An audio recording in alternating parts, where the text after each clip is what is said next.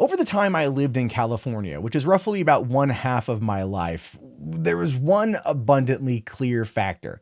It is expensive as hell to live in California. I mean, it doesn't matter where in California. You are literally paying for the sunshine, right? Like I live in Washington now. We don't get a lot of sunshine here. So that's a commodity that you pay for down in California. But one of the problems though is especially in Northern California where you go into Frisco and Silicon Valley and all those areas, the tech industry has squeezed the housing market to the point of just absolute absurdity. Like remember the homes in Full House, right? The row homes right there that we saw growing up watching that show. Yeah, those sell for like 4 or 5 million a piece, if not more now. Not only because of the popularity of the show, but because of the housing market inside of San Francisco. And one of the biggest problems San Francisco has is a rampant homeless problem. And part of the reason why it has that kind of homeless problem, and you find this along the West Coast in like LA, San Diego, Santa Barbara, and San Francisco, is because the temperature is so moderate all year round, with the exception of summer getting really warm. But it can really foster a homeless environment because they don't really face the elements in a way that's going to be problematic to them as they would possibly here in the Northwest or other places around the country. So they migrate to the West Coast, and clearly that impacts, well, a lot of things. In San Diego last year, there was a massive hepatitis C outbreak in downtown San Diego because of the homeless population, to the point of where the city really had to react. And in San Francisco, they've done multiple things to try to curb homeless people lowering property values. But this one right here. This one right here, I think, takes the cake. It says San Franciscans raised $46,000 to stop homeless shelters in a wealthy area.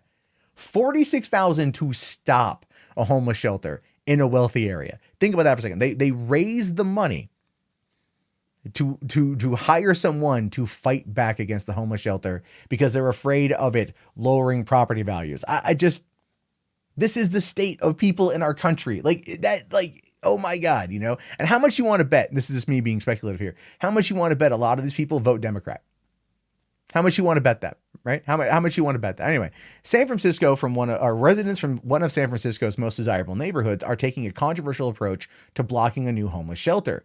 They launched a crowdfunding campaign. Their campaign on GoFundMe, best known for a site that hosts fundraisers for medical expenses or victims of natural disasters, has prompted an angry response from the city's mayor. Yeah, no shit.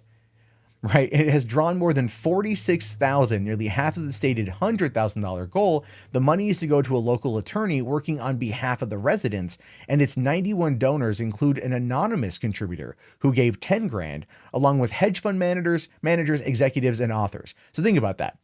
Wealthy people who have money to try to get this legal defense fund to keep homeless people from getting a shelter in their neighborhood. They're going to the internet where they can do this anonymously and not look like massive assholes.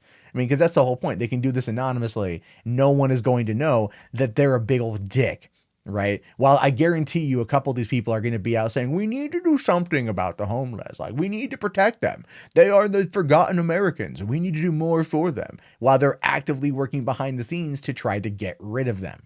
If you want to help the homeless, give that $46,000 to an organization that can train them, that can help get them off the street. You want to keep them from coming into your neighborhood. Fine. I get that. Right. I understand that. I do. Okay. I get the whole property value aspect of it. Right. I get it. But don't you want to pay money to maybe help them go someplace else? It's a lot more philanthropic than not. Right. Anyway.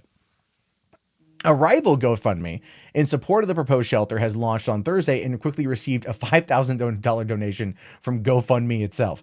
A thriving tech economy has squeezed the San Francisco housing market, and like many cities on the West Coast, it is grappling with an overwhelming homelessness crisis. The number of homeless people has remained constant despite massive investments, and the new shelter in the Embarcadero was to be part of the city's promise to increase the number of shelter beds by 1,000.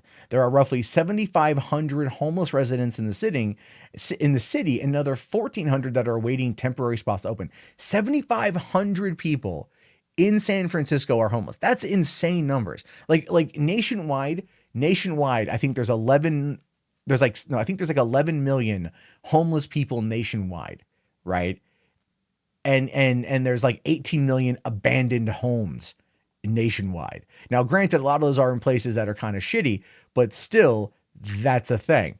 Now, that just boggles my mind that 7,500. Yeah. And this is the thing too, and this is the other side of it, the other downside to it is that when these people go to these, when the homeless people, get all these accommodations, it does kind of send the word out there that this is kind of a good place if you're homeless, and then people kind of flock there. Like I said, the West Coast is a great place, great climate for homeless because it's just of the climate. And that's not me being a dick. That's legitimately go to Santa Barbara. Go to Santa Barbara. Okay. It's the only thing between LA and like Silicon Valley, essentially, that's even worth a damn. It's a great city, beautiful city, amazingly beautiful.